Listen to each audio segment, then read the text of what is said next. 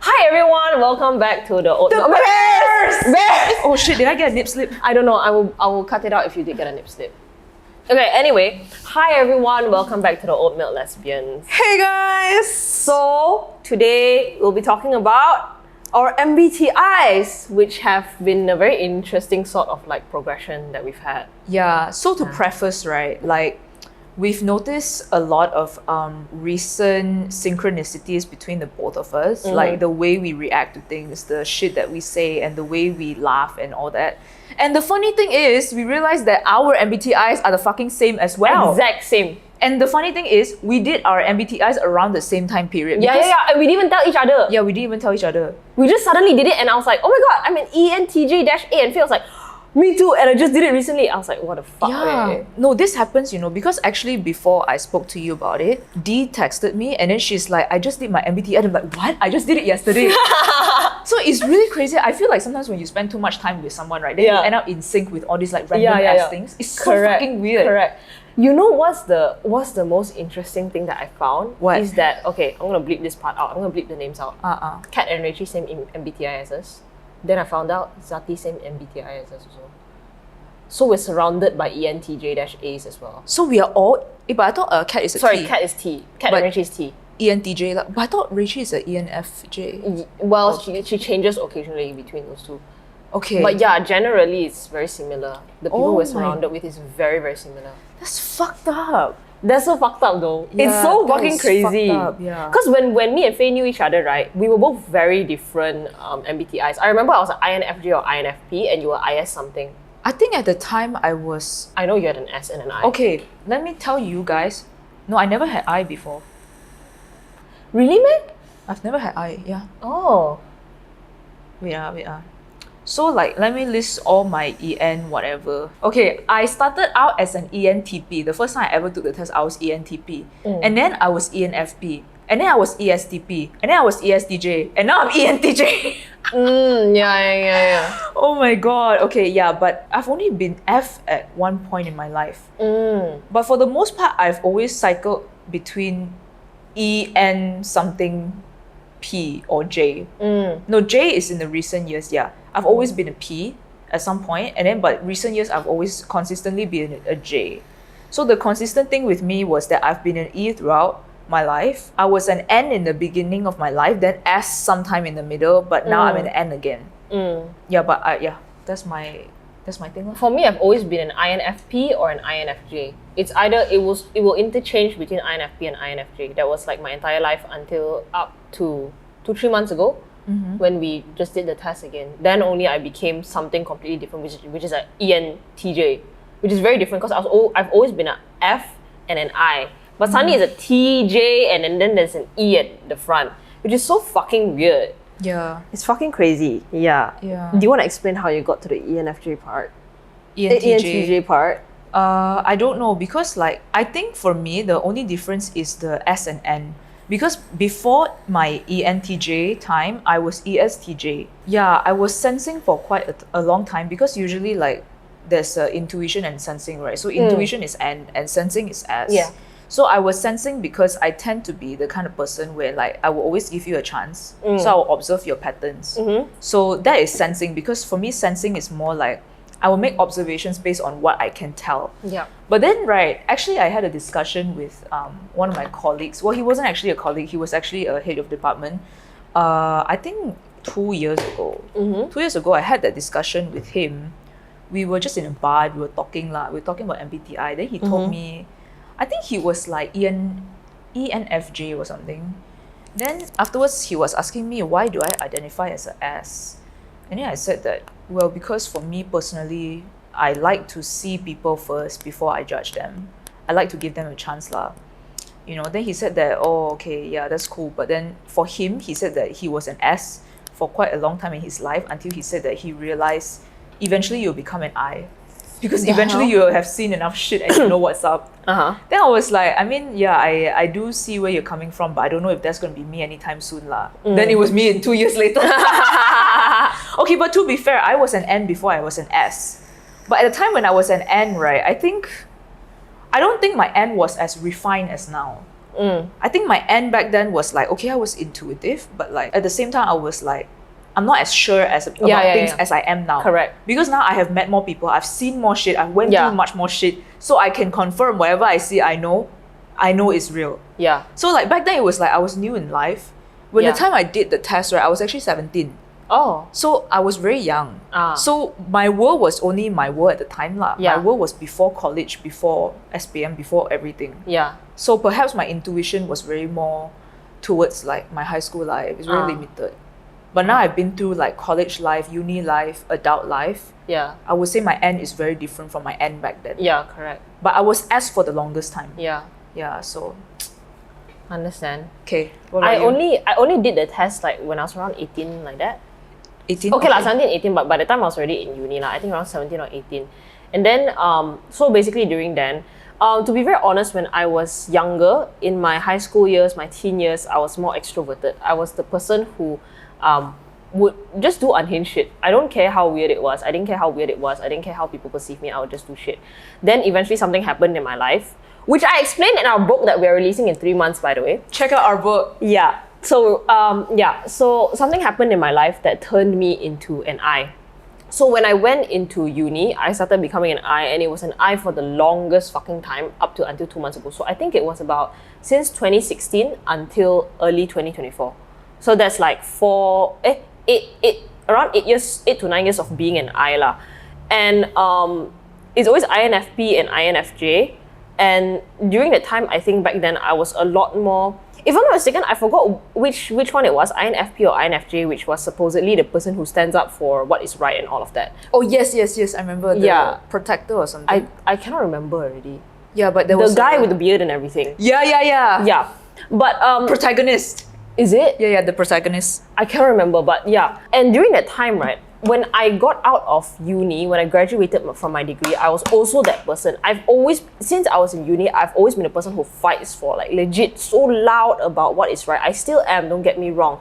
But I think over time, I became a person who, because of experiences in life, like for example, I would always, try to give back to people. And back then when I was having the coffee business, I would hire people intentionally, for the sole reason that they are having financial issues, and I wouldn't really look at like their capabilities and everything, because I was very emotional about people going through shit, and I was always like, people shouldn't have to go through this shit, and they shouldn't, by the way. So I would go out of my way to do these kind of things to kind of like help people, only to realize that nobody actually gives a shit about anyone else but themselves. Like, they will step all over you. Even when you do that, and they will take advantage of you. And unfortunately that happened, and I was very emotional about it, in the sense that like, I do my best, and yet you take this as an opportunity to see that I'm too nice of a person and that you can do whatever you want, however you want to me, when I'm the one helping you financially. And so it went to a point where I started retracting from that, and then I probably became a different kind of INF, I don't know which one it is, INF something, where I took a step back from that and started seeing things from a more logical perspective rather than an emotional perspective anymore. Like, I think back then I acted too much on my empathy. I acted on it too much. Like, I'm still an empathetic person now, but I don't act on it as much. I am a lot more objective about things. So then, from then on, I slowly started becoming a little, to be honest, more selfish, which I don't think is wrong. I started becoming more selfish, and I started becoming more objective and more logical. And then I think that was part of the transition into a T as well. Into a T instead of an F.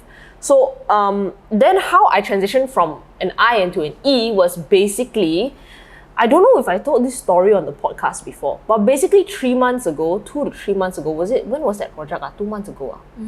2 months ago, I was going through a lot of shit at work, and I think you saw a lot of my close friends this before. I was like going through so much shit. I was like crying and everything, and I was like feeling so emotional and whatever, right? And then there was an event where my friend was spinning it, and there were performances and everything, and I decided to go, and I was like, you know what? I've had a really tough week.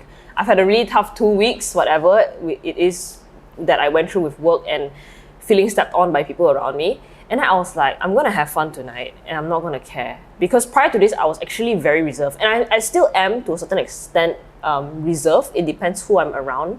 But I was extremely reserved. I would hold back a lot on a lot of things prior to this. And I was more afraid lah. I was more afraid to show who I was and what I wanted to do and all of that. Very afraid of these kind of things, accepting myself, like openly, unapologetically accepting my desires and what I want, right? So then that night itself, right, I went to the event. I was like, you know what? I poured 10 shots of tequila into a flask and I brought it to the event. And I shared it with my friends and I sipped it throughout the night. And I was like, you know what? Fuck this shit. I'm here for myself. I don't care what people think of me. I'm going to dance my ass off. And then I did dance my ass off. And then I left there feeling like, oh my God, that actually felt good. That felt good to actually let loose and not really care.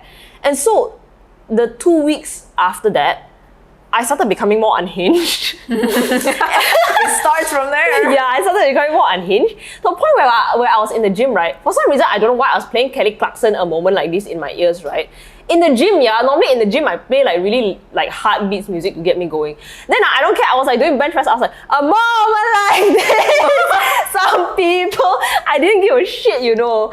And then I would just play random music and then I'd be like this in the gym, like this in the gym. And then I wouldn't realize, but I was blocking somebody from checking their form. And then they'll be like pulling me aside. I was like, oh my God, I'm so sorry. And then I'll be like, in the gym. And then I just started standing in the middle of the gym. I was like, how is this any different from my room? Because you know, when you're in your room, right, you're like, I can do whatever I want, right? Nobody's watching me, you know, you're just your truest self, your most raw form. And I would do things in my room, for example, like giving myself fucking interviews and being like, how did you get to where you are? I would fucking reply myself, you know. You know, it's that kind of like unhinged thing when you're in your own room. So I was like looking around me, I was like, who the fuck are these people? How is this any different from my room? Then I was like, it's no different from my room. I don't care.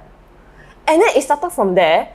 And then later on, I was like, you know what? I should get into my main character energy. And then I was like, yeah, I need to get into my main character energy. And I was like, I need to stop giving a fuck. I need to stop. And I just did that and now I'm just an ENTJ. Yeah. That's how I came here. Absolute slave. I don't think we should ever give a fuck about what people say. Yeah, we shouldn't. No, it's like, I totally get the whole thing. Like, sometimes when you're in your teen years or when you're in your 20s, the self-consciousness builds up. And then you always wonder, why do people in their 30s and 40s have so much confidence? It's because they eventually had a decade to stop giving a fuck. But actually, you can stop giving a fuck anytime. Yeah, you can. You don't need a decade to realize that actually I don't need to give a fuck. You can stop giving a fuck now. Yeah, correct. Yeah, Correct. No, seriously, like my main philosophy in life is always I'll never see them again. Yeah. Even if I do, so what? Yeah. And then about what now? And then why? Yeah. Like legit, why would you give a fuck, right? Because like, Yeah. how does it affect your life actually? Yeah. Yeah, but my point is stop giving a fuck. No, because like I just feel like sometimes like, okay, if that person thinks I'm annoying, so what? I also think they're annoying, ma. Now we both think we are both annoying. Yeah. No problem, right? No, that's correct. And the thing is that the reality is all of us are actually so fucking annoying. Yeah. 8 billion people on Earth and all 8 billion people are so fucking annoying. All of us are damn annoying. And then what? Yeah, I feel like we shouldn't be afraid of what people think of us because like, okay, let's say if I'm scared of this person judging me, think I'm annoying, well, I judge them even more lah. I'm pretty sure I can do that, right? So it's like, why do I have to care about what they think? You know, so I feel like actually, right, I don't know why, but as a society, we somehow condition and socialize everyone to become so self-conscious and so like hyper-aware of everything and so unrestricted. Yeah. But the thing is, everyone is actually fucking unhinged. Yeah. Everyone's correct. unhinged as hell, but everyone just try to put up a front. Yeah. And like everyone, it's like actually low-key a form of people-pleasing. Yeah. I But agree. why do you have to care? Because it's like, I feel like my personal opinion is that if you care too much about what someone thinks, and if you feel like, oh, I need to like hide myself, or need to be like more like a certain way, you will have built up resentment. Yes. You're gonna hate it even more. Yes. But if you're just like, oh, they judge me, I judge them, then fine lah. I feel like you just let that shit go even more. Yeah. So I just feel like you don't have to actually give too much shit about what people think. Yeah, no, nobody's gonna fucking remember you anyway. Yeah. And to be frank, honestly, opinions about people can change. Like, let's say if I find someone annoying, maybe 1 year later I'm like, actually they're not so annoying. And the same thing, maybe someone finds me fucking annoying. Maybe 1 year later they're like, I kind of want to smash her. yeah, well, to me, in my opinion, whether their opinion their opinion of you changes or not, is besides the point also lah. Yeah, you shouldn't have to like align yourself with how to change their opinion of you. You just have to stop giving a fuck. Yeah. Honestly, I think it's the best thing ever because because right nowadays, I just feel like, again, we're gonna go back to the point about genuinity being a trend or whatever. I just feel like people have to just be more genuine and just more themselves these days. I think that's the thing that will work. And to be honest, right, in the past, right, relating back to this podcast and my career, I was so afraid that people are going to find out, my clients are going to find out that I'm queer or whatever, and that, you know, I'm going to lose my clients. But at the end of the day, I realized that coming to acceptance with the fact that like my queerness is really a big part of my life and it doesn't really matter if they know. And I understand for different people it may be a different thing because like, you know, your career is probably different than mine. I realized that when I came into acceptance of that changed my behavior in front of them.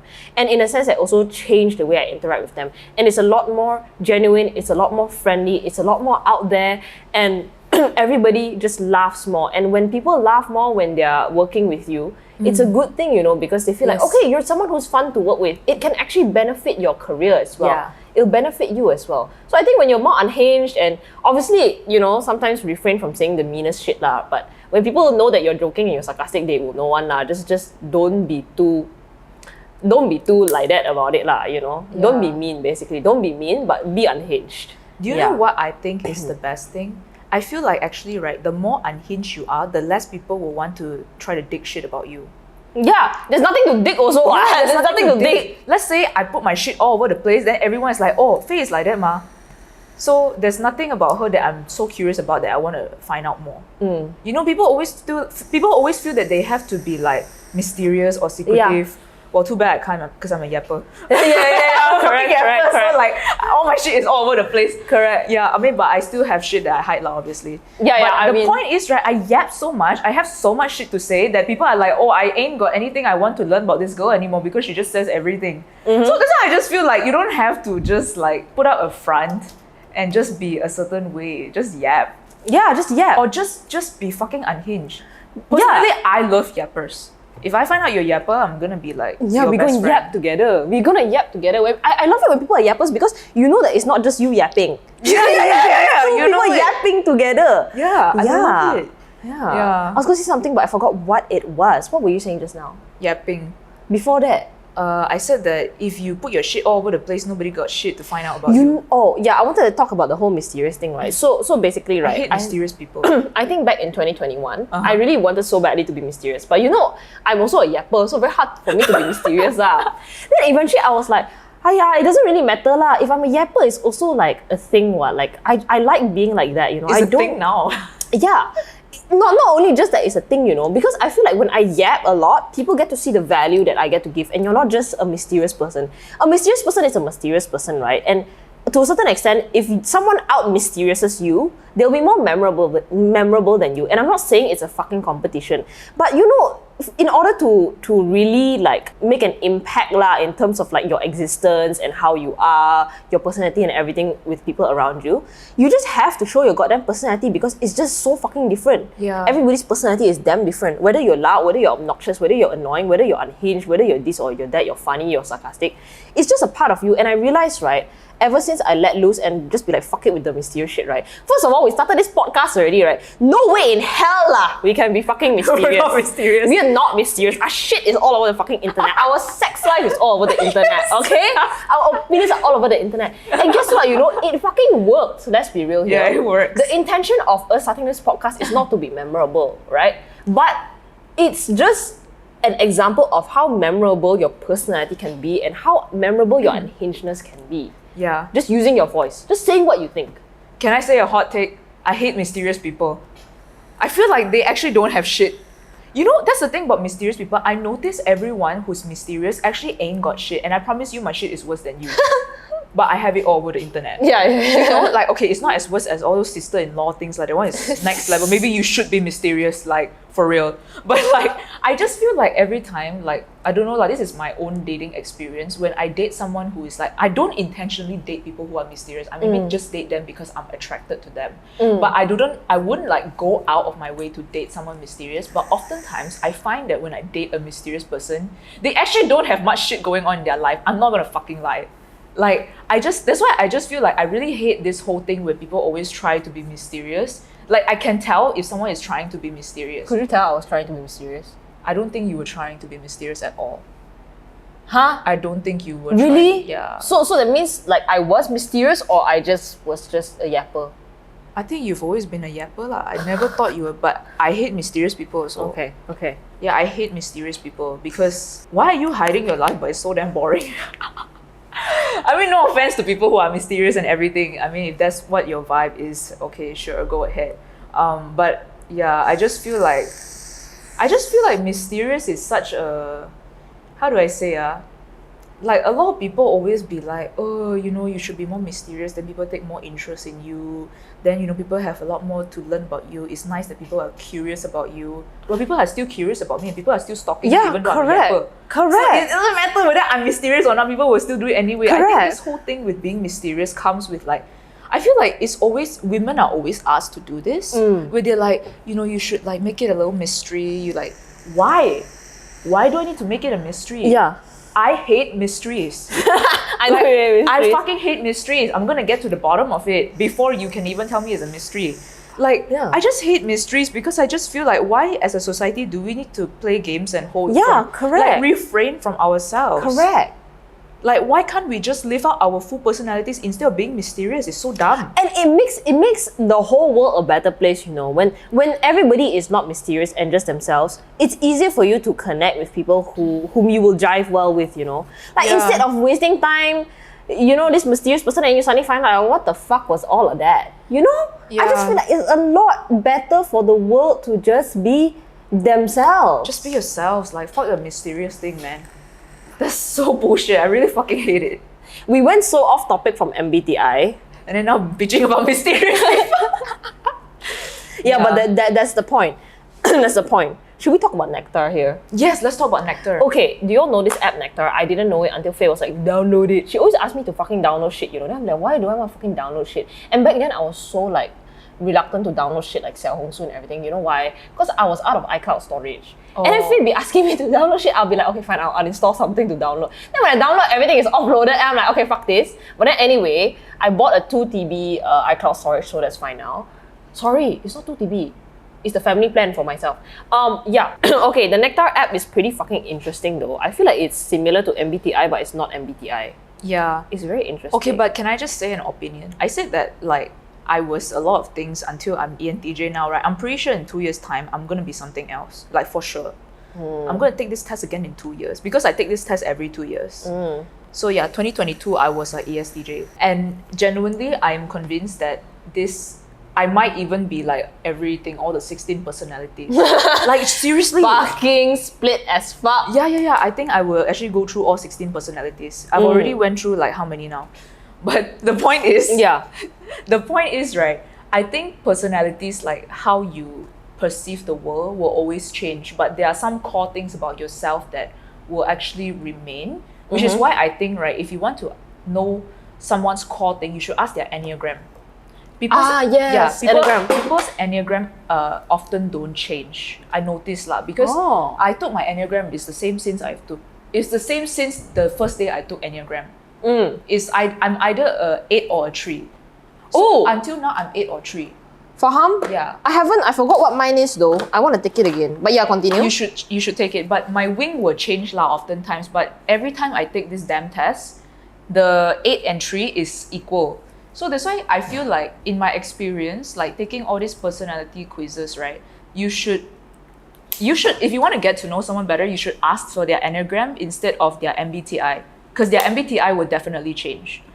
Because MBTI is more to like how you experience the world. It's not really your personality. It's like the E and I is how you interact with the world, whether you are extroversion or you are introversion. The N or S is how you perceive people, like how you sense people. It's more of how you process the world. The F or T, is it F or T? Yeah, F or T, that one is feeling or thinking, right? Yeah, which part of your body like you use to again process the world. Like what is the first thing that comes to you, whether it's like your heart or your head when you process an emotion. And then the last one is P or J. Yes. P or J is also the same thing, how you process the world. What's P again? J is judging. Perception. judging is more to people who like are planners. P is more to like spontaneity, something like that lah. They like go with the flow. J is more like they judge according to what's about to happen, then they plan accordingly. So that's why I just think this shit will often change. Yeah, that's true. That's very true. Because I was P and J, I was every fucking thing. Yeah, so yeah. What's your Enneagram? I remember when you first asked me to take it, it was a different Enneagram than 2 months ago. Like 2-3 months ago, it was a different Enneagram from now. I think mine now is sorry, I cannot handle the fucking dust on my iPad. I am AIEO now. Before that, I was. That's not Enneagram. Sorry, Enneagram. Yeah. Oh. Enneagram is 1 until 9. I cannot remember already. I took it before. I don't remember what my Enneagram is. You know what? Let me just take it now. Okay, you go see again later. But anyway, we're here to talk about the Nectar app. Yeah. So I asked her to download the Nectar app because I saw it like I think last year or last 2 years. Suddenly there was this new quiz, and I love quizzes. Yeah, so me too. I just took the fucking quiz, and then actually at the time my Nectar was very different. I was the last one. I just want to say Nectar is also not accurate because I will change for sure. Yeah. Mine changed in a matter of just 2 months. Yeah, same. Okay, so previously I was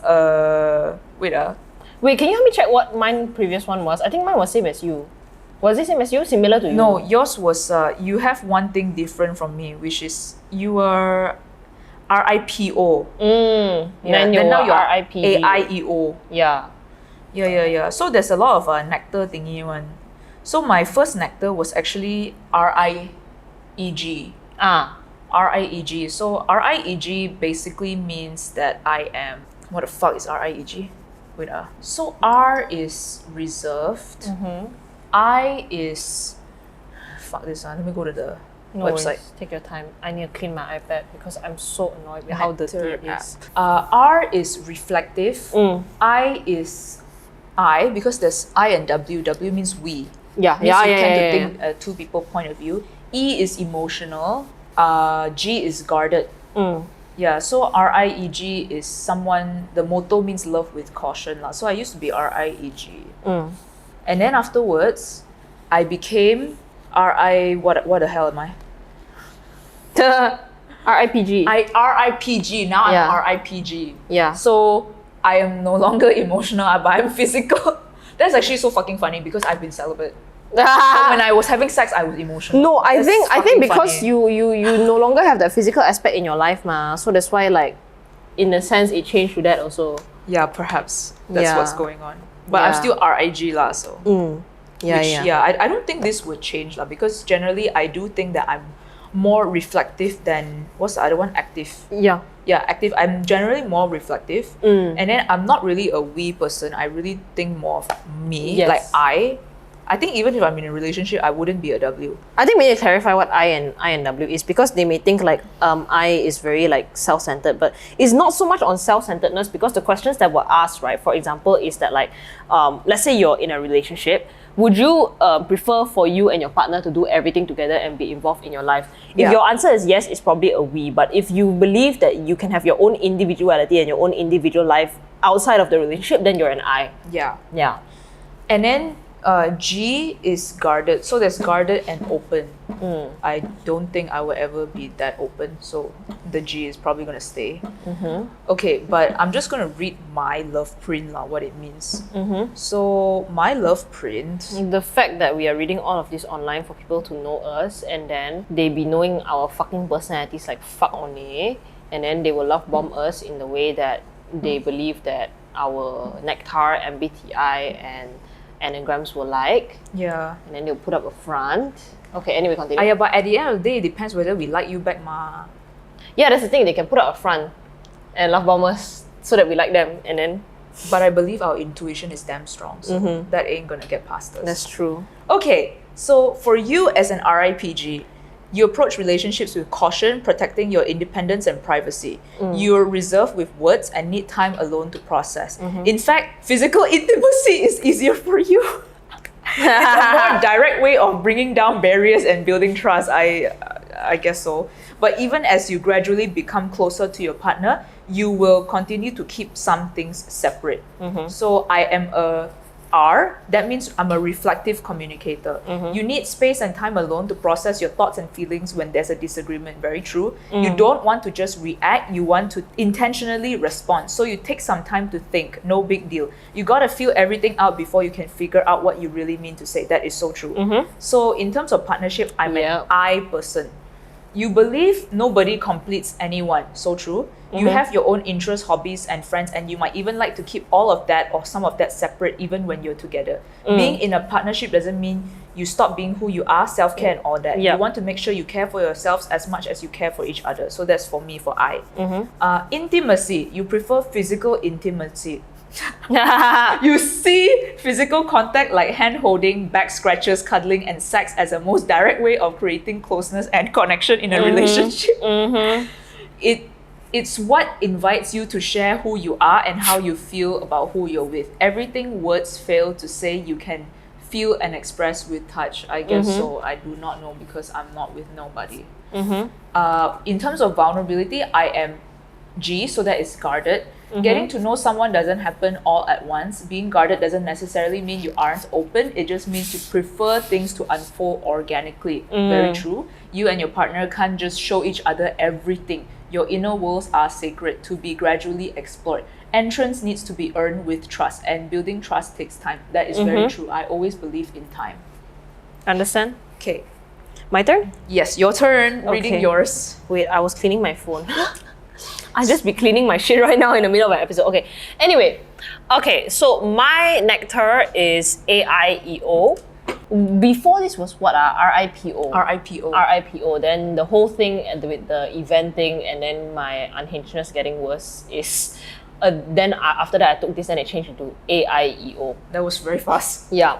Just a matter of like a couple months. For Loveprint, right? Yeah. For you as an AIEO, even in a relationship, you keep aspects of your life separate, such as your social networks and hobbies. But when you do spend time with your partner, you share everything about yourself, offer loving support, and encourage meaningful conversations, as that creates the emotional closeness you value more than physical acts of love. Okay, so for A, means I'm an active communicator. You'll probably not want to shy away from expressing your feelings directly. Moments when you and your partner don't see eye to eye, for you, are priceless opportunities for deeper understanding and getting closer. You think there's no time like the present to work something out, and it's better to never let the moment get away. But to be honest, I understand the reflectiveness though, because back then, right, when I'm very emotional, I'm extremely emotional. I'm extremely emotional, and if I don't sit down and I think about things and think about how to phrase things nicely, I would say the wrong thing. So I understand like the R part, and I think that's why previously I was more of an R. But I think now, because I'm a lot more confident in my emotions, and I can easily communicate better. For some reason, I can communicate better to people now as an extrovert. So it makes it a lot easier for me to just directly on the spot and be like, tell them what's wrong lah. But I understand when people need to sit down and take a step back before they confront the situation. So in partnership, you're an I person. Same thing as you. I don't think I need to read that out. Intimacy. You prefer emotional intimacy. For you, emotional closeness comes before physical contact. When you feel emotionally connected and are able to share the most intimate parts of yourself with your partner, your desire for them soars. It's all about feeling emotionally safe with your partner, like you can rely on them and to be available for your needs that bonds you. And I think for this one, right, I'll take my past relationship as an example. The lack of emotional intimacy for me was the thing that made me feel the need to connect to them physically, mainly because I wasn't receiving sufficient emotional intimacy. So for me, it was like, because there was a disconnect in emotional intimacy, I felt like the only way to feel connected to you is to have sex with you, but that is not my preference. And in fact, when I have sex with that person, or when I sleep with a person, or whatever with a person, and the emotional intimacy is not there, I was like, we're just doing this for the sake of doing this. We're not doing this because we want to do this.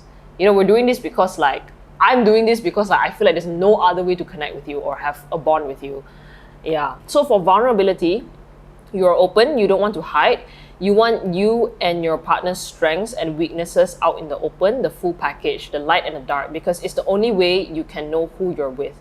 You prefer to get things out in the open to know if you and your partner are a good fit. Why even hold anything back? Wait, when you're guarded, right? What was it? Is that like you need to, like, it needs to be earned, right? The entrance needs to be earned. But for me, right, I mean, I get that. I see where that comes from. But for me, right, I feel like I should be as open. I mean, I should be an open person. I should be open. I should let you know things about me. I should have it out there. And whether or not you respect that, then that's on you. Because for me, like, I get like the whole, like, okay, these are things that are very personal to you and intimate to you. And then it's like, not everybody should be allowed in that space, right? But for me, I'm like, this is who I am. I'm going to share it with you. You respect it, you don't respect it. If you don't respect it, you can fuck off. And you're not in my space. Like that's how I see it lah. Are we reading relationship readiness? Because No. fuck that. Okay, we're not reading relationship readiness. It's not a good number, by the way. Yeah. Are we the same number? No, I think I'm one more higher than you. Oh, damn. The thing is, I think this thing will change. Yeah, it would Like definitely this change. love printing will change because it depends on where you are in life. And also, to be really honest, okay, I don't know why I kind of sound like a man. The whole thing with like physical, like generally I actually prefer emotional intimacy. I don't know why it became P. I think you're just done with bitches, huh? You're done with You're just done, man. No, like it's very like generally I do prefer emotional intimacy. Do I don't you? know why I get a P. It's weird. Do you think because like emotional intimacy has already been achieved for you? I guess so. Because like, I mean, in the past, maybe because like you mentioned, right, in the past when you were like dating a lot and you never had time for yourself, in a sense you didn't have that emotional intimacy with yourself. And I don't know about what you were like with your friends, right? But I don't know, maybe it wasn't as mature as it is right now. So maybe that's why you're a P, because you have already like had that sufficient emotional intimacy with yourself, like that cup is already filled. Maybe it's that. Perhaps, but it'll be different if I meet a person though. Because now it's like me lah, but it's different when you meet someone else. Let's say if I don't feel like I have emotional intimacy with that person, I perhaps will be a P as well. Or something, it depends on what I am with. Yeah, Because that it's makes like, sense. how to say, back then when I was in the situationship, I was a RIEG. That's weird. So I don't know. I feel like this thing is really depends on the situation you're in. Okay, yeah, that makes sense. Yeah, so it's weird because I'm not with anybody now, but I'm a P. So that's fucking funny. Wait, hold up. Where do I go to take the Enneagram test? Because I want to take it now. No, we should go through our other assessments. Okay, fine. Can we go through our assessments while I multitask and do the Enneagram test? Sure. If I can where to, is it this one? Okay, so right, this love, Which one is it? you can take the truity one. Oh, okay. Okay, yes, continue. So right,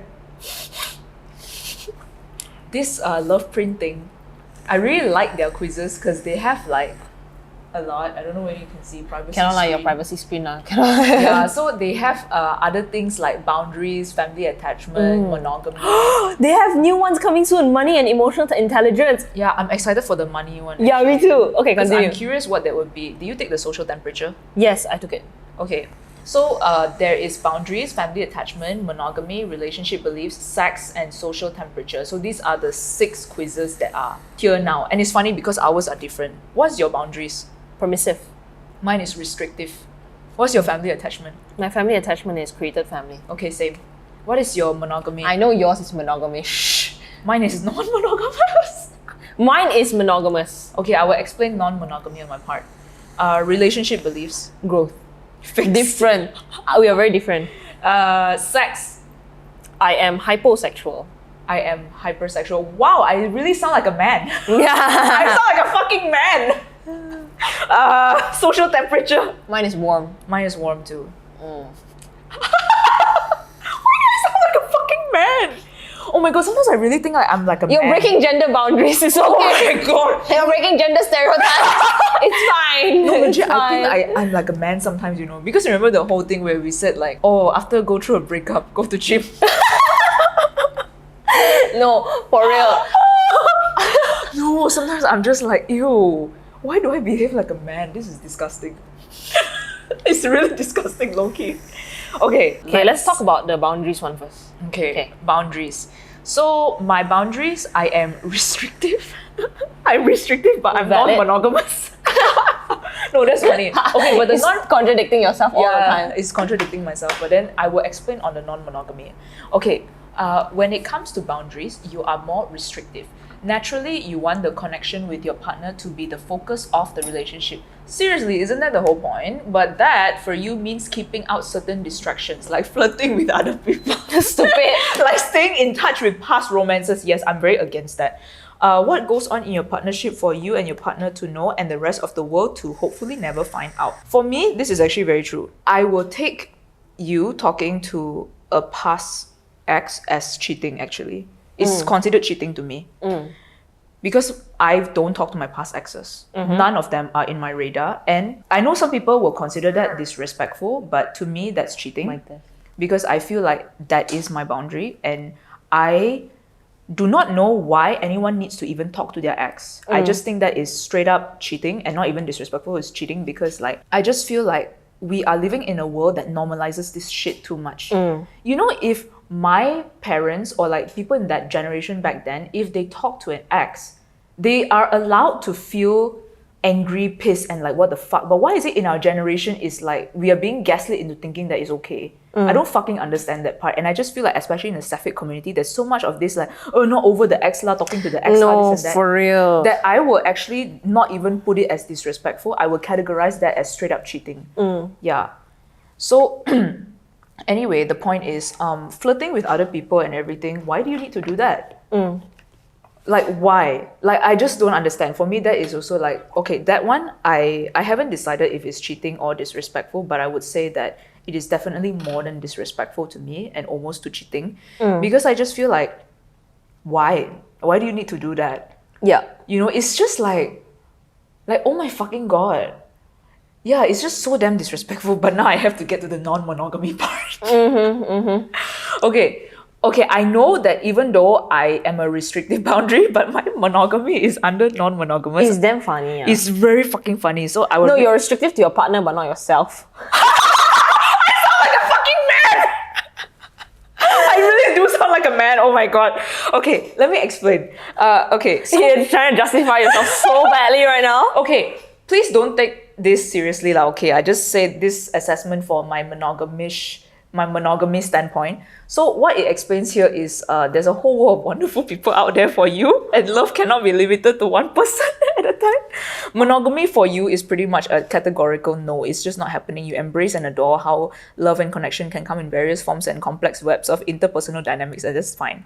You totally can have meaningful, committed relationships with multiple partners simultaneously. The key to it all is same with any other relationship worth putting your time and heart into: consent, transparency, communication, and respect, which is why you need to have the conversation with any potential partners to make sure everyone is on the same page and that their needs are respected. It only works as a whole if it works for everyone involved. So the reason why I think the quiz, when it asks me questions, is very different from how I actually perceive my own monogamy standpoint. Because I will say that if anybody asks me what is my standpoint on monogamy, I actually genuinely do not know. Because ideally for me, I think I cannot see this for myself yet because I haven't been with anyone long enough to see monogamy as a way of life. You know, because I always feel maybe eventually we might have needs that the other person cannot fulfill and everything. I think that's something that is very common and it happens in a lot of long-term partnerships. But here's the thing, I don't really want to be in a non-monogamous relationship. So that's why my boundaries is restrictive, because I feel my experience with a lot of non-monogamous people in Malaysia is that, first of all, they always when I meet them on the apps and all that, they always tell me about their partners being too demanding or too this or too that, and then they will tell me all this shit about their partners, and it makes me feel very bad for their partners instead, because I'm why is it that your partner has all these problems, but you're on the apps here talking to me about it? Yeah. Shouldn't you go and console your partner and maybe find out more why your partner has these needs and are feeling very sad that it's not met? And then it's why, first of all, that is your partner of how many years? Why are you talking shit about your partner to me, a random fucking stranger? I feel that is disrespectful as fuck to your partner, and I would consider that cheating to your own partner. Whether or not you are polyamorous or whether you are monogamous, I just feel it's not my place to even hear all those things about your partner. It feels very intimate and it feels like something that should be kept between the both of you. Yeah. Not you spilling all your shit out to someone you haven't even met in person. Yeah. So that is my experience with a lot of like non-monogamous people on the apps in Malaysia. And for me, I feel like because I run into this situation too many times where one partner is always the very reluctant one and really like cannot stand it, but like they're still in a relationship. And there's this other person who's going out there and like, you know, going around and flirting with other people, not meeting the needs of the partner. And then the same thing is always like, I have a lot of love to give. What love are you fucking giving? You're not giving any love to begin with lah. And I just feel like if you can't juggle your one relationship, why are you going out to looking for another relationship? So that's why I feel like for me, how I perceive non-monogamy is that you should be able to give out as much love to both partners.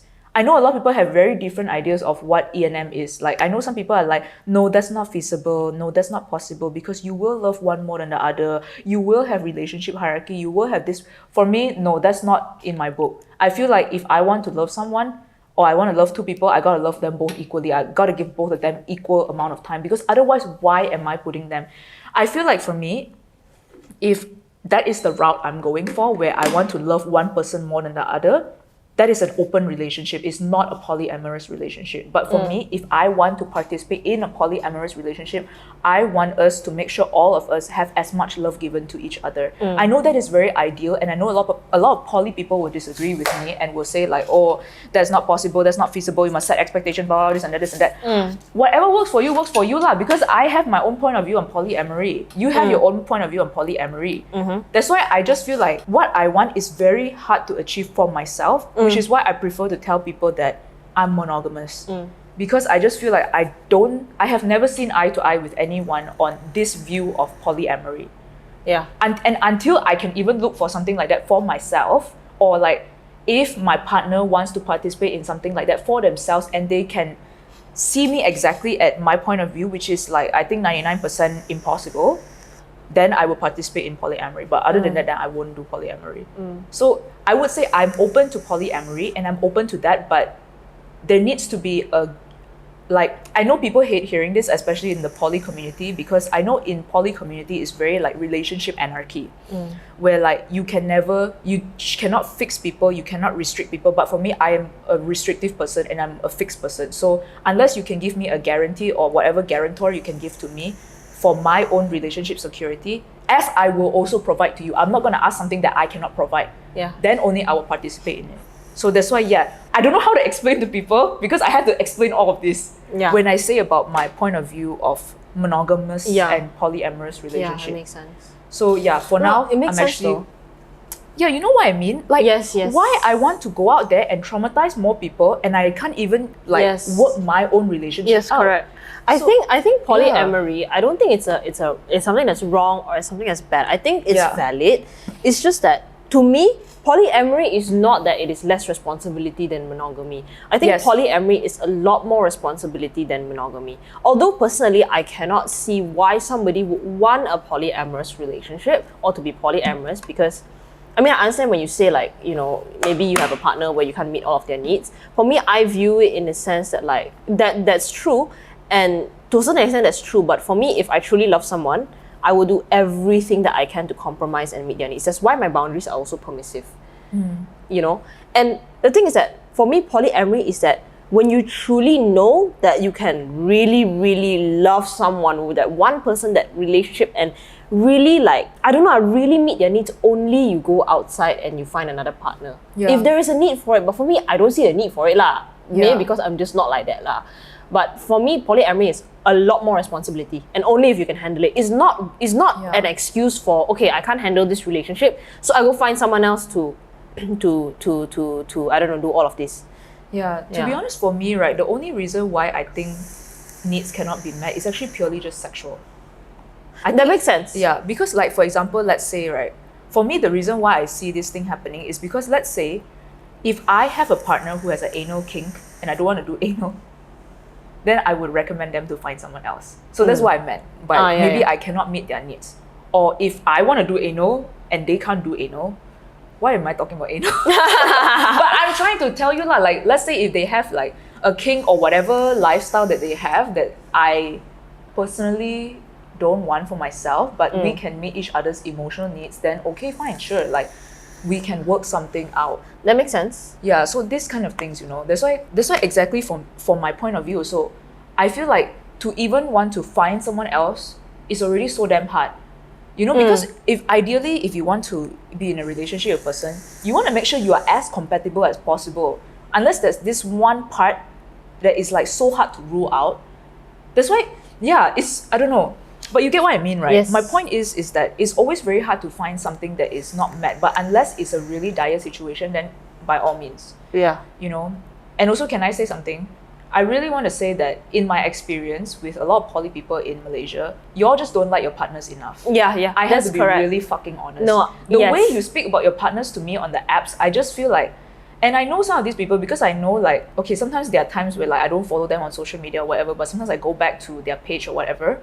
And then suddenly like they are showing off a new partner and all that, and they're like obsessed with this person, and I'm like, you just didn't seem to like your previous partner that much. Or suddenly you want to close the relationship, this and that.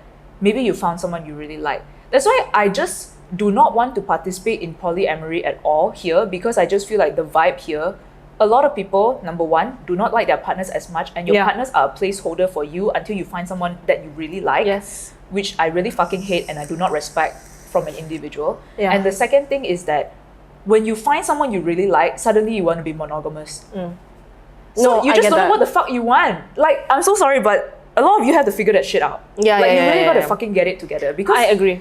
for me, I take that personally very offensive to your own partner, like your ex-partner, And I just feel like for you as a person, why do you want to just date people you don't like and put them through so many years of having their needs unmet until you meet someone you like, then suddenly you want to be monogamous? Yeah. It's really mentally ill behavior. Like, Yes. it really is. I'm all for exploration in people. I think, you should explore, but I don't think you should cost someone their time. Yeah. When you cost someone their time, you are the fucking problem. Correct. So that's my hot take on it. I mean, I do have to say one thing, which is, okay, same thing to like, the reason why, and I understand that not all polyamorous people are like this, right? Yeah. But the reason why I am personally a little bit more against polyamory is because, my previous partner, they mentioned to me that they were monogamous at first, right? And then they suddenly became polyamorous and later wanted to open the relationship and everything when I told them from the start that I'm strictly monogamous, and they promised me that they were monogamous. So here's the thing, right? When you were mentioning about the person not actually liking their partner, I understand that because I don't think my partner actually liked me. I think they got with me because they liked the idea of me. They liked the idea of me. They didn't like me, because like when you see me online, even now if you're watching us through like a screen or whatever, this is not all of me, by the way. There's a lot more layers to it that I don't normally like reveal. But the thing is, this person liked the idea of me, and there was this one conversation that we had that I remember, which was a few months into our relationship, that I realized that should have been initially a red flag already, was that they mentioned something along the lines of like, actually, if we were friends, I don't think we would meet up. I don't think we'd be very close friends. And you get what I mean? Yeah. Like I don't like things like, wouldn't have like if we were friends, we probably wouldn't have like deep conversations or whatever. Then looking back, I'm like, that should have been a red flag already, because I viewed that person in the exact same way. I was like, really? Yeah, I was like, if we were actually friends, I probably wouldn't enjoy hanging out with you as much. And they saw me in the same way. So I realized that, like, for me, I admit that when I got into a relationship was because I was insecure and I was very afraid that, like, what if I let this person go, I wouldn't be able to find that sort of love or care from another person if I let this person go. I admit that is my wrongdoing, that is on me. And on their part was because they just like the idea of me and they like the chase and they like something different and all of that. So that is why, right, eventually I realized this person became polyamorous, because eventually when they figured out more about me and they got to know me more and, on a deeper level, they realized that I am not just the idea that they have of me. And that's why I was thrown to the side lah, and that's why they went out, because they also like the chase ma. They also like the chase, they like something new. So number one is because I don't think that partner actually liked me for me.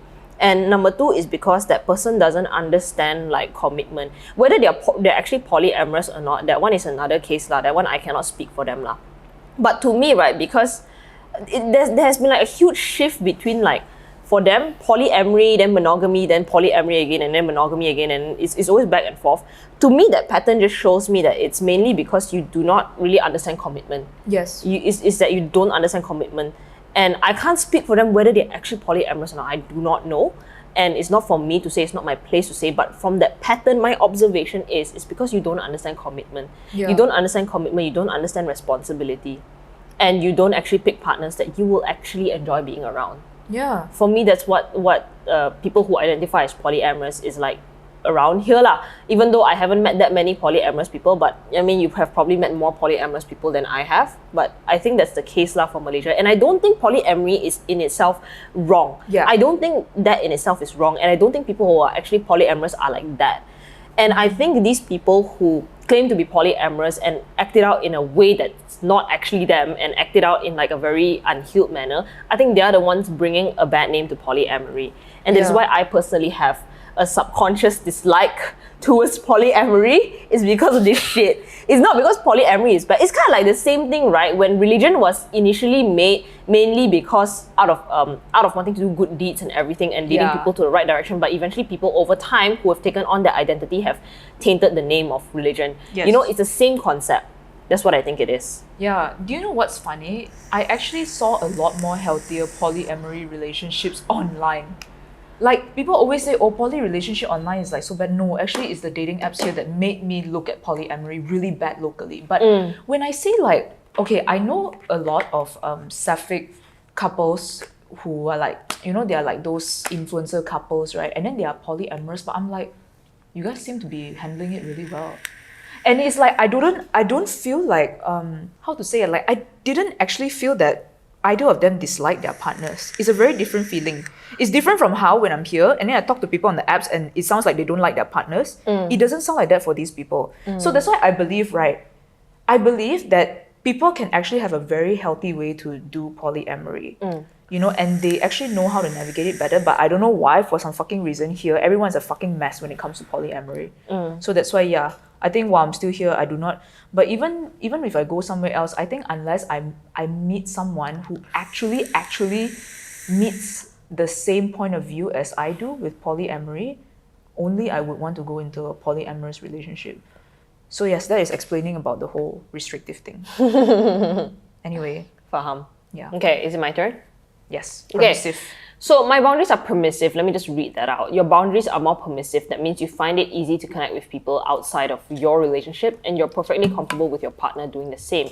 You wouldn't have it any other way. You may find a little fun with some harmless flirting. I disagree with that. And you're pretty open to sharing things about your relationship with others. I also disagree with that. Also, what's the problem with keeping in touch with your exes? I also disagree with that. As long as it's so weird, the quiz questions and also like the results. Yeah, as long as you remain loyal to your partner, it's part of being an open spirit, and that always comes with trust and respect. So you'd like your partner to be on the same page. Okay, so I want to explain about the exes thing, right?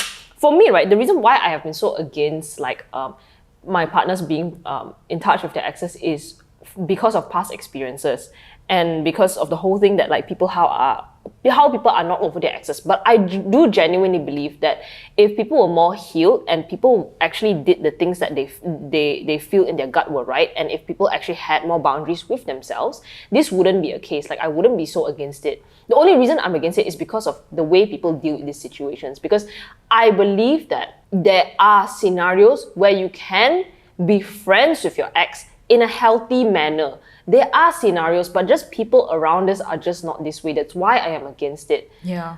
If you all really knew, if you all really like knew when to cut it off, and that means it's cut off, and if it's platonic, it's strictly platonic. There are people who are like that.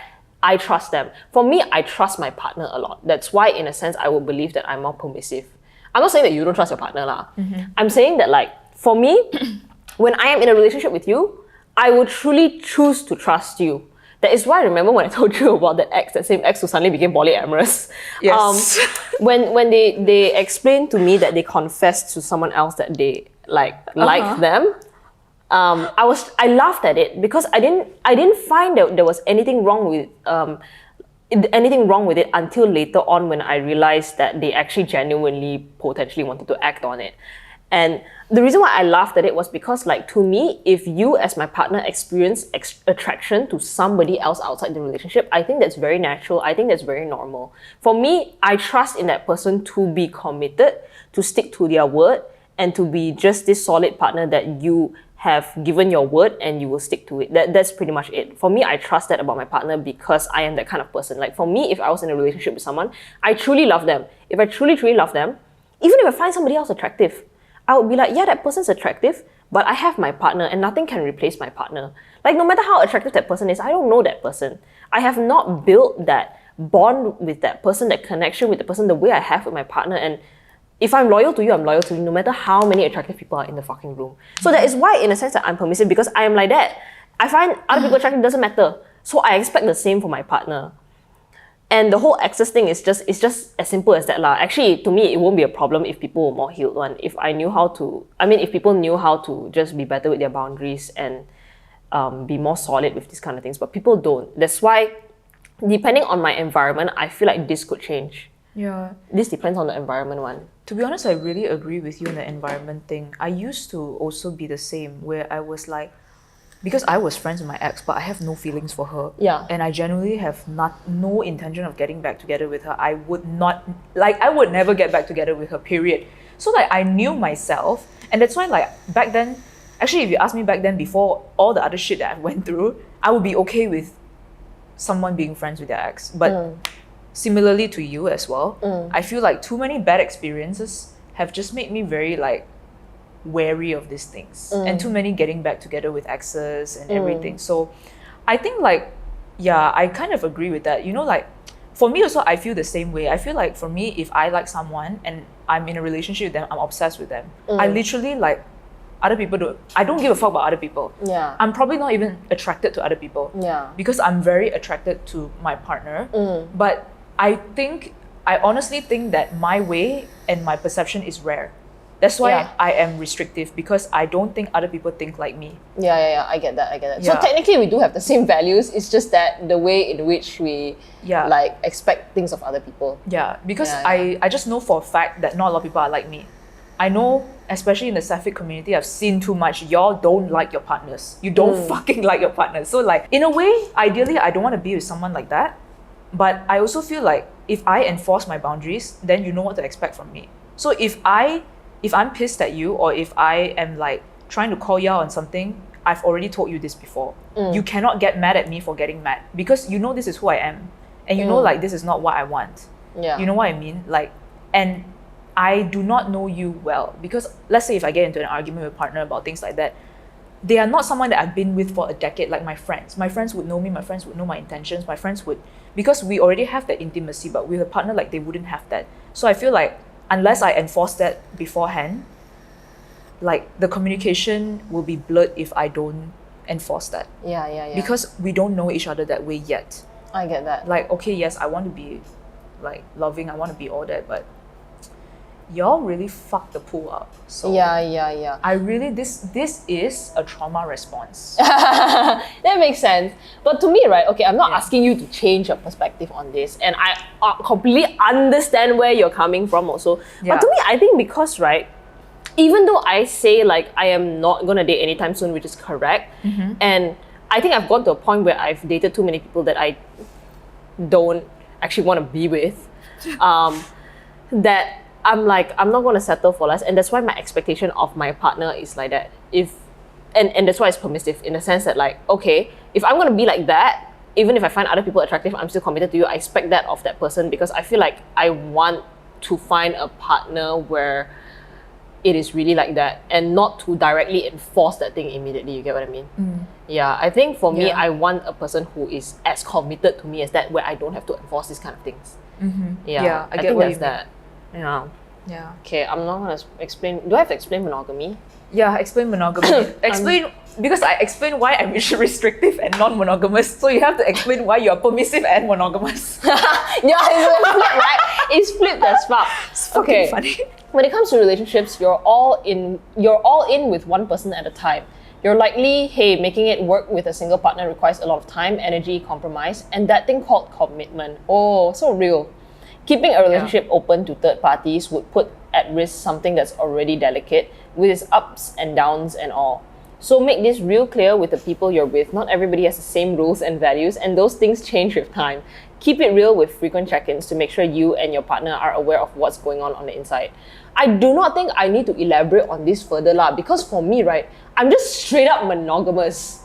I don't know how to fucking explain it. Like you mentioned, like the whole thing about like meeting needs and everything. Like I mentioned, for me, if I truly fucking love you, no matter how tired I am, no matter how this or that I am, I will do everything in my power, within my capacity, to meet your needs. I don't care what it is. I really don't care what it is. I will do my best to meet your needs. For example, if let's say my partner is broke, which I hope my partner will never be broke because I'm tired of dating broke fucking bitches. But anyway, if let's say I meet a partner that I really love and they have their career going on, okay, this is a theoretical scenario lah. Okay, I have a partner and I'm like super in love with them and we are in a relationship and everything, and let's say they had a good career going for them and suddenly something hits and then they hit rock bottom and suddenly they broke as shit.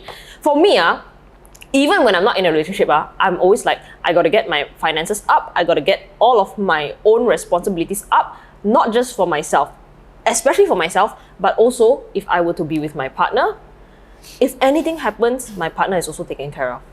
You get what I mean? I'm taken care of, my family's taken care of, my partner is also taken care of if anything happens to them. Because I do still expect them to be independent the way that I am. You still need to have your career going, you still need to have your own hobbies, you still need to have your own support system and your friends.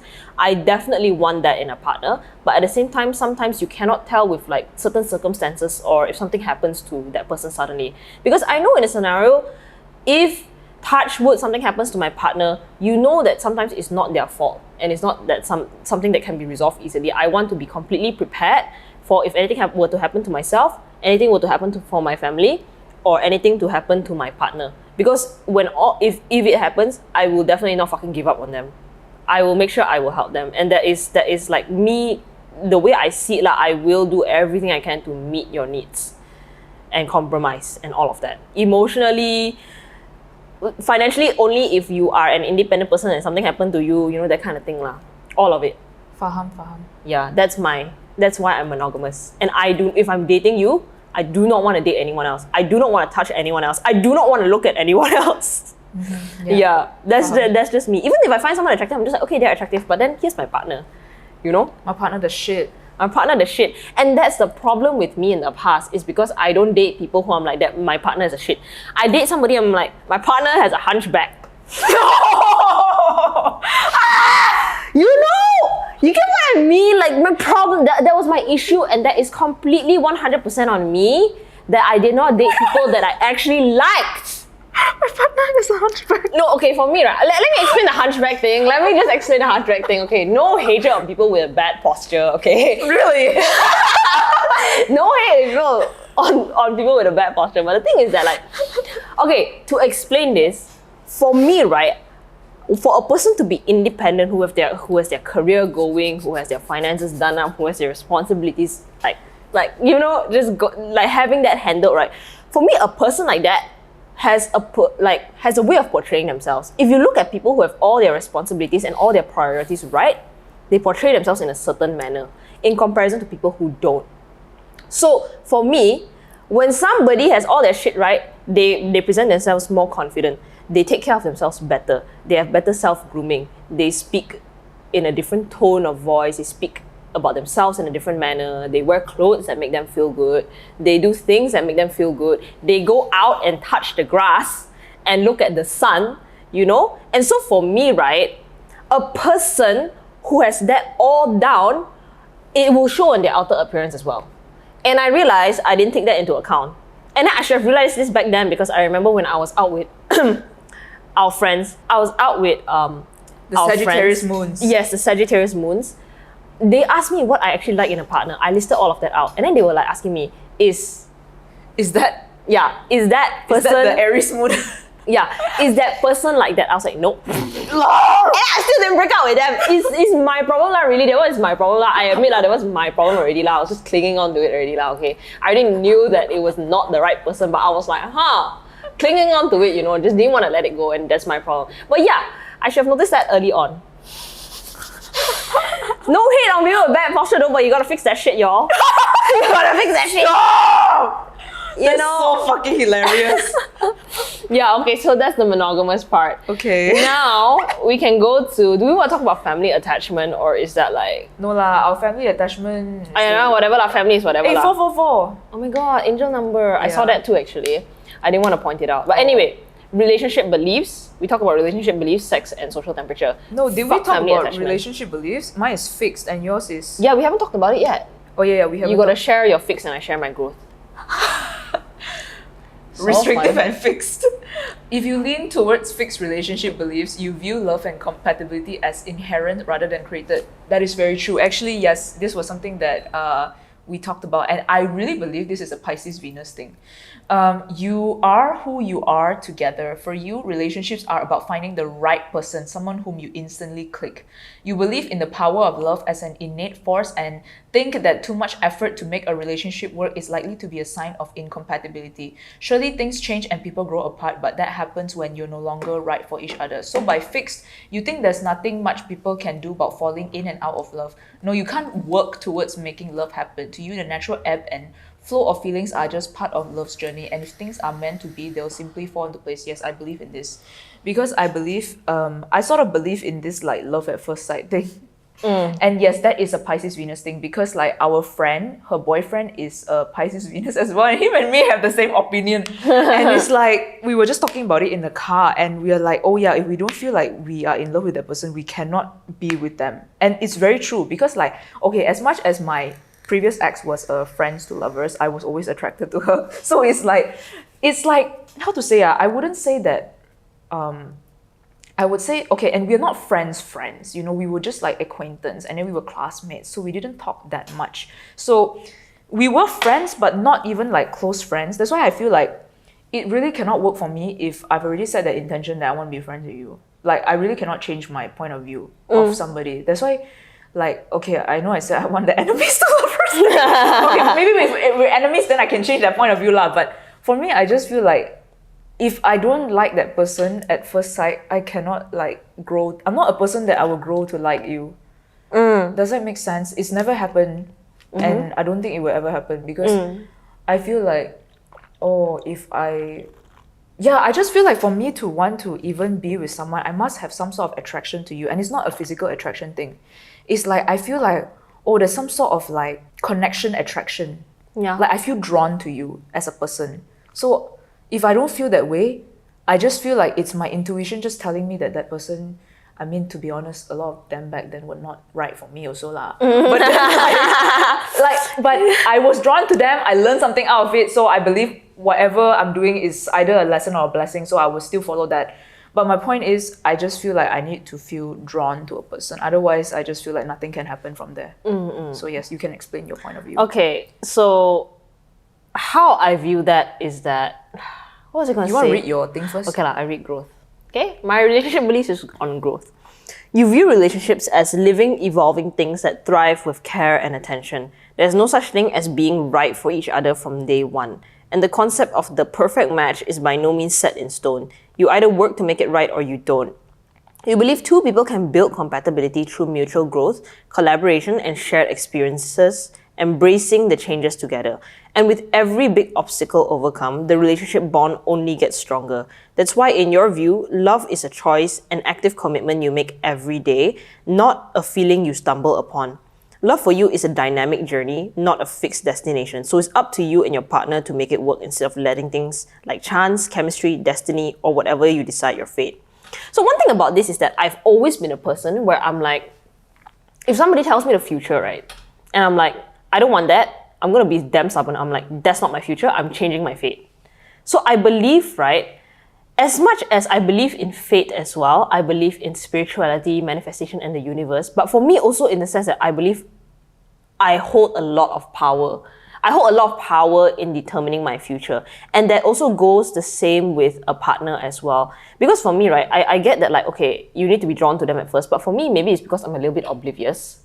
Like it's not to say that I'm not observant. I'm observant about different things rather than noticing people around me. Because a lot of times, right, what I realize is that when I want to do something, normally I'm very fixated on what I want to do. And I completely am oblivious to everything else outside of it. So a lot of times, right, when I'm, let's say, around people, I probably not notice a lot of people. I probably not notice a lot of people. And I think that like, for me, right, if let's say I don't notice somebody and then there's somebody at the side there, then I realize, oh, that person exists. And then if I start to grow to actually like this person, it's because I got to know them more. I got to know them more and I'm like, oh my God, this person actually, like, I actually really do like their personality. I like their character. I like their values in life and all of this and all of that. That's kind of like how I see things. Because I will never automatically be drawn to someone. I feel like I will never, ever, ever automatically be drawn to someone. For me, that thing comes over time. And same thing with maintaining a relationship, right? Because I do understand that partners can grow towards different directions as well. For me, right, like I mentioned just now, if I'm committed to you, I'm committed to you, one. And in the sense that like, people are definitely going to change. 100% people are definitely going to change, right? And for me, because commitment is commitment, if I promise to be committed to you for life, I will be committed to you for life. So no matter how you change as a person, I will never let that affect the relationship. In the sense that like, if let's say we have more differences over time, I will do my best to sort of like, talk to you and try to meet in the middle with those differences. Unless it's like a terrible difference that I'm like, okay, you harass somebody, then fuck off, like, okay. No, it's not that kind lah. Yeah. It's more like, okay, you have this in your life. Let's give an example, career. If let's say your career is like so busy and then my career is so busy, right? And that is our life, right? And for me, my love language is quality time. For me, right, I will go out of my way, no matter where you are, no matter what you're doing, to create that time for you, to just connect with you. Like, for me, a lot of people, right, when over time they've been in the relationship for a very long time, they tend to neglect the relationship. Yeah. And I think that's where relationships will end. And so that's what I mean by growth, is that you need to constantly put in effort into the relationship, whereby the grass is greener wherever you pour water on it. Yeah. Whatever it is that you take care of, that thing will flourish and that thing will grow. So for me, it's mainly about that. Like, you can grow together, you can grow the relationship together, you can deepen your bond with each other, no matter how different you become as people. Yeah. Actually, there's one thing I wanted to add about the polyamory thing. I feel like a lot of people locally, with the whole polyamory thing, you always think that the grass is greener on the other side. That is just kind of the vibe. But you don't water your own relationship. Yeah. Which is like, what the fuck? And that's the thing I feel like why I'm so like averse to this thing, because exactly like what she said, yeah, the grass is always greener where you water it, and for some reason, like, a lot of people tend to be in their heads when it comes to like watering other things. Yeah. Like, you would just think like, oh, it's better out there, better this and that. But anyway, off topic lah. But the point is, no, and that's the thing, right? Because like we mentioned just now on the Instagram live, that the thing about Bumble or all these dating apps, it makes it so much easier for you to think that you have so many more opportunities out there. And it's true, you do have more opportunities out there, but at the same time, this is one thing I learned about business lah, is that a lot of successful businesses are very successful and very rich because they do not underestimate the power of time. You get what I mean? So for like in a sense that like everybody always wants to, when something doesn't work out for them, they hop onto the next thing. Yeah. No, but very successful people stay doing the same thing, maybe changing strategy or whatever it is. They focus on that one thing for 10 years, 20 years, 30 years. And that is how it grows to where it, where it becomes. Yeah. I do not know how I started saying all of this. Time. Before that, business. Before that, polyamory. I cannot remember already. I feel I need to play this shit Okay, back. but I get what you mean, because I think that that's something that people just don't appreciate. Because, okay, as much as I believe in like spark and I believe in like love at first sight, I also like, if I'm committed to you, I'm committed to you lah. I'm not gonna be like, okay, I feel this spark and then afterwards down the road I tarak liao, then I like give up on it. Which is the kind of vibe that I think a lot of people, especially people in their 20s, they are just like this. They're just like, everyone is just always looking for a goddamn high. Yes. Like, what the fuck is wrong with all of y'all? Yes, correct. No, and that's the thing, right? That's why all these dating apps it's really way too easy. It makes things way too easy for y'all already. Because you unhappy with one thing, you hit one obstacle, you give up on it. You immediately go find something else. And that is the same mindset that people have even with their career and whatever it is that they're pursuing. If they want to pursue a dream or a goal, hit one obstacle, go back to your comfort zone.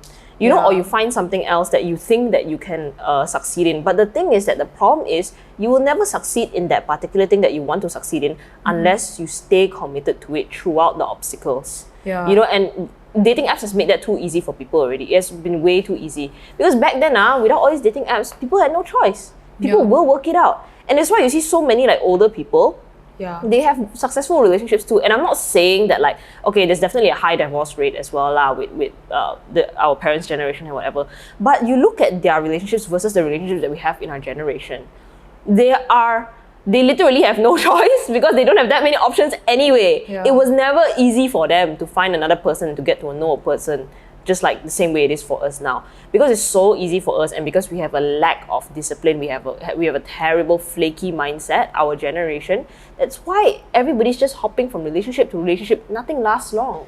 Yeah, actually persistence is a lost art, like honestly. And the thing is, right, like for me personally, I realized that I'm the kind of person that like falls in love more over time. Yeah. Because I know that happens with my friends. I feel like I love them a lot more. And I feel like with my parents, it's the same too. But I feel like also going back to the whole thing where I feel like not a lot of people think like me. I really believe that. Especially maybe not now in your 20s, but I feel like for me it's very hard for me to see eye to eye people because I think a lot of people are always chasing a spark and a high. Yeah. And then like, but when it comes to actually consistently putting in the effort and falling in love more afterwards, I actually believe people fall in love more over the years than in the early years. I think early years is just a spark thing. Correct. Like that's why like I just feel like a lot of people they think that, oh, if I don't feel this way after 2 years, then it's gone. But nobody actually really understands that a lot more love will come the more time you put in actually. Because when you have a longer time with a person, you actually have a longer and deeper bond with them. So eventually the love will grow. But somehow the math ain't mathing in your heads. Yeah. And that's why celibacy came into the picture. I think that like the whole long-term thing and growing in love over time, right? It goes to a point where you find that love is irreplaceable already. Yes. You know, and I think because a lot of people have not experienced that, including myself, by the way, a lot of people have not experienced that. So they think that like love is just this high that you need to constantly chase and chase and chase. And people don't realize what a blessing it is to feel comfortable, to feel bored, to feel safe in a relationship. You all think that like just because you feel safe and comfortable and bored in a relationship, that automatically thinks that like, oh, it's a boring ass relationship or you don't want it anymore. But you all have no idea how. And the thing is that I feel like this stems from a very like toxic mindset or a very like unhealed place, because you guys are so used to like chaotic shit that like, you know, you always want that like up and down emotions, right? So, you know, I just think that a lot of people are unhealed. That's why they constantly go after this. No, it's so true actually. Like, I don't know what the fuck is wrong with y'all lah. Okay, sex. We are different as well. Yeah. Okay, I'm hypersexual and you are hyposexual. Okay, so if you are hypersexual, it generally means you have a high sex drive. Thoughts about sex might cross your mind frequently. And generally, you're always in the mood to get down either solo or with a partner. That's so true.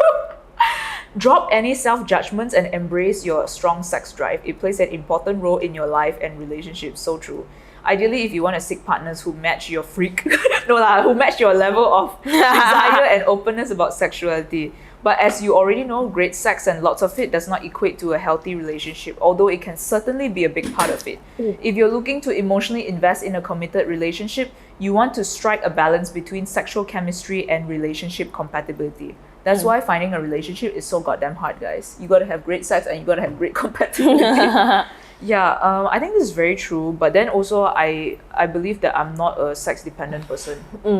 Because even though I would like to have sex every day and I would like to have sex as more often than I am having right now, which is 0. I don't know, like I cannot just like have sex with anyone. It's just not my thing. Yeah, I get that. I'm not really I mean like I had it goes to the same thing as my relationship beliefs. It's a fixed thing. I don't think I can casually get off with anybody. It really is the same thing like how you said just now. I feel like I'm just doing it for the sake of it. But if I don't like you and if I'm not emotionally connected to you, it's like it feels like a chore, and it actually low-key feels disgusting. So I'm like, why the fuck am I doing this with this person? I don't even like them. Like I'm not into their freak. And I just feel like our freaks are not matching. I just feel like it's not really for me if I'm not with someone that I like. Yeah. Okay, so hyposexual, which is the opposite of hypersexual. Yeah. Being hyposexual means your sex drive hangs around on the lower end of desire intensity. It's not that sex isn't important to you or that you don't love it, although it can mean that too, and that's 100% okay. It simply means that you can go for extended periods without even thinking much about sex, which is correct. Your approach to intimacy could be more about emotional connection than physical desire. And when it comes to relationships, you might not feel the need to rush into things sexually. It can also mean that when you do get sexual, it's extra special and intense. Maybe you're waiting for the one before getting physical, but hey, everyone's libido is different, and having a lower sex drive doesn't diminish the depth or quality of your relationships. Just be straightforward about how you are if you're with someone whose drive is higher. You want a partner who respects your pace and rendition of intimacy. Okay, to expand on that, I generally don't think I am a very sexual person. For me, yeah, I could go a while without having sex, honestly, which is good for my celibacy, but not yours. Yeah. Yeah. So actually for me, right, when I'm attracted to someone, sex is not the first thing I think about. I'll be like, I like this person. I like their character. I like their personality. I would want, or if I'm attracted to someone or I love someone, I'm like, yeah, I wanna life with them and all of that. I'm not saying that you don't experience that, lah. I'm just saying that that is more of my focus, you know, things outside of that. And when I think about a relationship, I don't think too much about the sex. I think about movie nights at home. I think about picnic dates. I think about cute. traveling. That's what I think about when I think about like relationships. So I think that I'm just generally not a sexual person. And you know, the other day I tweeted shit, which is like, yes. I was like, why is Twitter circles no longer around? Because I want to tweet something. Then I didn't care that Twitter circles was not around anymore. Then I continued the thread and I was like, I just suddenly feel like giving somebody the most like back arching, body shaking, I don't know, bed shit gripping head ever. I suddenly just wanted to give somebody head, right? Yeah. And then that kind of thought comes once in a while. Like, you don't hear me talking about this shit a lot. No. It's just not my focus. Like, I don't immediately want to jump at a person if like I like them. When I like them, I just want to spend time with them. Yeah. I'm happy with spending time with them. Of course, I like sex and everything, and I enjoy sex. And if I'm in a relationship with someone, I want to have sex with them. It's not my main focus. Sex to me is like a little cherry on top, where like it's part of the relationship, you know. It's not the main thing. Okay. Yeah. But you know what's better than sex? The tension before it. I love it. I love it actually more than sex. Yeah, that's nice. I love it way more than sex, even though I love sex. Like, I love that we are like, will we, won't we? You know, that kind of vibe? No, I fucking love it. Like, the whole thing before like you have sex. You know, actually, right? Like, okay, now I'm celibate and everything, but if I low-key sometimes, I like to extend it even more before we have sex. I just like to build that sexual tension. Building the sexual tension actually makes your sex 10 times better. Yeah, it does. You should absolutely wait it out. You know what? In fact, don't even have sex for 6 months when you know that person. Trust me, it's like going to be so hot. I've never done it, but I know it's going to be hot. I think the longest I went was, okay, to be fair, me and my ex were doing long distance, so it was like a good 6 months before we had sex. But yeah, we had sex on the first day. Okay, but the point is, right, I really think if we were just talking, we would have like gone a month or two without sex. Yeah, so I would say the longest I've gone without sex with someone was probably 2 weeks. So it's not even a month. But okay, it was like more than that with my ex, but I think realistically, if we were together, we would have done it a lot faster. But actually, right, I would like to not have sex with someone that I like for 6 months. I would just like us both to be frustrated. Even if I'm frustrating myself, it's like self-implicated. Because it's just, you know, I just feel like everybody just want to smash. Everybody just want to smash. Why want to fucking smash? Wait it out. Wait it out and let that tension build. I love that. You're gonna have the most banger sex of your life. Actually, I love that. I love when watching. I love it too. I love watching somebody be sexually frustrated. Sometimes I will purposely like they want sex, right? I will restrict them. I'm like, no, it's hot. Yeah. Like, damn, that is the real freak. That is the freak that everybody should match. Because it's like, what the fuck, right? It's like you just have sex so fast. That's why I hate casual sex, you know, because I'm like, bang already, then now what? Yeah, now what? Now it's fucking boring lah, this relationship. I already know what you're posting. Okay, God, I sound like a man. Okay, but my point is, right? Breaking gender stereotypes! No, my point is, right, it's like we already smashed. It's like, what's next? I'm so sorry, but really, what's next? Like, okay, I get to know you. Maybe for some people it works that way. They smash already, but then when they get to know later, they fall in love. But for me, like, I just feel like after that, I would not get interested anymore. No, for real. For me, if I ever have sex, the first time I see them, I get the ick already. I'm like, okay, bye. Yeah, and then immediately that's it. I would not be interested. I'll be like, that's so fucking boring. Yeah. Like, okay, we've already established that we're fucking, so now what? But I love that we don't know what we are. I love that. I mean, I've never really had that, but I love that. I love the idea of it because I read like all these books and I watch movies. I love the whole vibe. Okay, this is something I love after enemies to lovers, like confused vibes, confused to lovers. Okay, I don't know what is the proper term, but if that person is leading you on, you should fucking leave them. But my point is, but if you always know that there's like some tension between you two, like both are not one-sided, both. Both parties are like confused to lovers, that is so good. And you know what, if I can't get enemies to lovers, I would at least hope that for myself. The confused to lovers. Yeah, I love that. Yeah, nothing like a good little, confused vibes. So you're like, are we gonna smash? Are we not gonna smash? Why are we so close to each other? What the fuck? I love it. Yeah. But that's don't you love it? I mean, it's hot, right? It's hot, but I'm a very straightforward person. Oh, okay. I'm just like, if I like you, then I like you lah. Make it known lah. You know, that kind of thing. Yeah, I mean, I do that too, but I'm trying to make things different for myself. I'm a fucking Aries. I'm going to tell everyone I like them. Yeah, it makes sense. But I don't want to do that anymore because I like the sexual tension. Oh, well, I feel like, okay, I like the sexual tension too, but for me, right, when it comes to like, okay, a relationship sort of thing, I would just be like, I'm interested in you. Are you interested in me? We interested, then we go out lor. It's very straightforward. Okay. For me, I don't really want to like have that confusing vibe. Even though it's hot, but for me, it's just in the head lah. In the head, it's hot lah. For me, it's not realistic lah. It's not practical lah. Okay, I think yeah. I think the difference is how we center like what we value. Yeah. Yeah, because like I think your one is more towards like, because you said that just now. You said you don't even think about like sex. You think more about movie nights, cuddling, and all that.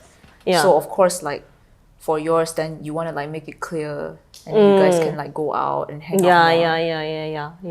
Yeah. And for me, even if you're like spending time on like a date at night also, it doesn't even have to end in sex. It can just end with us going to bed. Yeah. And I'm very happy with that already. Yeah, that's I'm very happy with that. If there happens to be sex, I'll be like, okay, that's great. I like that, But if it doesn't, I'm just like, okay, as long as we can go to sleep together, I'm happy. Yeah. What if I come out as trans?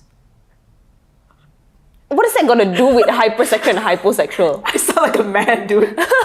I was about to say. Hey, what's wrong with you sounding like a man? I was about to say, oh yeah, for me, because the sex is very important. No, I think it's fine because a lot of women are not upfront with this thing. I think a lot of women are like that. They're just not upfront with this thing because they're embarrassed or they are socially accustomed to not being upfront with it. Okay. Yeah, they're trained to not be upfront with it. That's true. Even though women are generally a lot more cerebral, they are a lot more emotional and that's their focus. But at the same time, I think a lot of women are like you, so they just don't talk about it. Yeah, I love sex. That's why a lot of my decisions are surrounded by how good it's gonna be. And hence why I would like to have a sexual tension because I know I'm gonna have banger sex for that. Let's move past that. Okay, social temperature. What if I come as trans? Okay, we're both warm, so when Faye reads it, it explains both of us. Okay, you've landed on the warm side of the social spectrum, so you thrive in the buzz of people and places. True. Yeah, I mean, it explains the ENTJ thing lah. Yeah. Striking up a conversation with a stranger fills you with excitement. It does, actually. Yeah, I like Wherever that. you go, you make friends. You seek out opportunities to socialize, and it's in those moments where you learn about yourself through the lens of others. Yeah, actually, I feel like I've learned the most about myself in my life through other people. I mean, I've learned through myself also, but I think like relationships, not like romantic, but any kind of relationships have actually taught me the most about myself. Through the lens of others. You love the energy of a crowd, of having plans, making connections. People likely notice your confidence and charisma when they meet you. FOMO comes easy and often, but don't be afraid to spend time alone if plans get cancelled. Recharge to avoid burnout and take some time for self-reflection to grow. I actually think that now I stay in a lot more because I hate spending money. So spending money comes before extroversion. That makes sense. Yeah. Yeah. But Wait, I would love to go out more often. can I see your warm? Like, where on the spectrum are you? Where on the spectrum are you? Okay. Warm. Oh. I got the same. But your screen is bigger than mine, so I can't tell. But I think mine is more I think on the it warmer looks... side. Yeah. A little bit only. A little bit, yeah. Yeah. But I mean, for me, right, I remember I was like texting in the group chat with you and everything. I've been feeling so suffocated not going out and not talking to people. Like I just, okay, in the past, right, I love being in my own space, doing my own thing, and I still do, but I feel the need to go out and talk to people. I don't give a fuck if it's a stranger. I don't give a fuck if it's my friends, right? I need to have a conversation with people. I need to just talk about something. I need to yap, and I want to be in the presence of other people because I actually genuinely enjoy that now. Like this never used to be me, right? Last time when I would go out, the draining thing would be people. The draining thing would be people, and in a sense also like I would only go out to like let's say like a bar if let's say my friend Darren is DJing, then I'll be like, yeah, there to support my friends and I'll be around my friends. That's the part that makes me happy. Now what makes me happy about it is that I get to go out and be in the presence of human beings. And if I get to have conversations with people whom I'm not really that close to, I will be happy with that as well. So I think it's like changed a lot for me over time.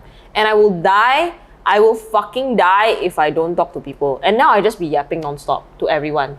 That's the vibe. Yeah. And even on shoot yesterday as well. I woke up at 5. I was at the studio here by 6:30 a.m. and I did work, and then I had a shoot from like 9 a.m. till like 7:30 p.m. and then I could still hit the gym, and after the gym I was already sleepy and tired, and then I somehow had a 3-hour conversation with Darren in the car, and then I was still energized. I was damn sleepy, mind you. I was damn sleepy and tired, but I was fucking energized. And I was very happy. I'm like, oh, in the past, that would not have been the situation. In the past, I would have been like, oh my fucking God, I need a fucking break. I need a week away from people. But yeah, I just like talking to people now. It's fun to talk to people. It's fun to talk to people. Yeah. Yeah. But I mean, I don't think that we are super extroverted because we are quite selective with the conversations that we have as well. No, yeah. Actually, a lot of people, like when they meet me, I'm very reserved. Yeah, same. I don't really like talk to people. Yeah. Because it's more like I don't know, unless I feel like it, I'll talk to you lah. And then it has more to do with like, I prefer to like do one-on-one conversations, I would say. Because I feel like generally when I want to get to know a person better, I want to get to know them outside of whatever influence they are in, like just with me. Yeah, that makes sense. Okay, I love groups because I love hanging out with our group, but that's because we have an established friendship with each other. Yeah. But if I'm trying to get to know someone new, I don't want to talk to them when they're with their friends or like with other people. I just want to talk to them alone so that I get to know them like actually as a person. Yeah. Which, you know, sometimes like you want to put up a front in front of your friends sometimes because I don't know how people are like with their friends. But I assume, to be honest, I think a lot of people in their 20s, they have a front with their friends. Yeah. And they don't have as close friendships. I think like our friendships are actually quite rare. I feel it's very rare to have friendships like that. So that's why I feel like I want to get to know people outside of the influence of their friends. Because for all I know, that those are not probably their close friends, or those are just people that they're friends with for whatever fucking reason they're friends with lah. So yeah, that's why I will come off as reserved because I don't like to talk to people in like a group. Yeah. That makes sense. But I like to get to know people. That makes sense. I didn't realize that I would ever enjoy this, right? Because last time, right, I would always say I really cannot do more than one-on-one. I love one-on-one, and that's the way that I go. But over time, right, especially when I went to New Zealand, I realized I actually enjoy group conversations and group banter.